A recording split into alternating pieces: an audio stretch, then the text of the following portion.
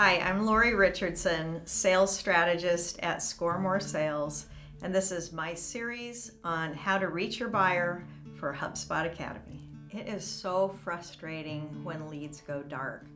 You've had a conversation, maybe a second conversation, maybe a third conversation sometimes, and for whatever reason, this great buyer contact of yours doesn't get back to you. And so what do? The most important thing is not to panic. Don't ever sound desperate, because that's a sign that you're on the wrong path. You need to follow up, and as I've said before, you keep following up and do the work, because after all, probably this prospect didn't contact you in the first place. They might have been an inbound lead, but if you have called on them and you initiated a discussion and you were showing them the value, learning about what they need, and then helping to apply that, even when you're very, very helpful, people have things happen. Sometimes people get transferred to another job, or sometimes they leave the company.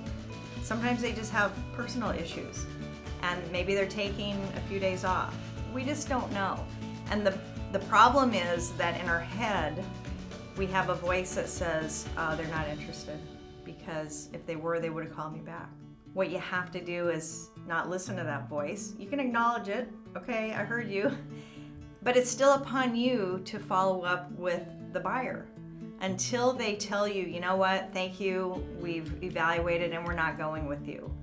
That's the point when you know when to stop, particularly if you've had a good conversation with them and you've shown some value.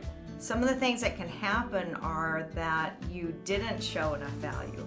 Maybe you were too product focused and you were just sharing features and benefits and not really how it would help the buyer solve an issue. And so they may have moved on. Maybe they made a different decision. You just can't know until they tell you.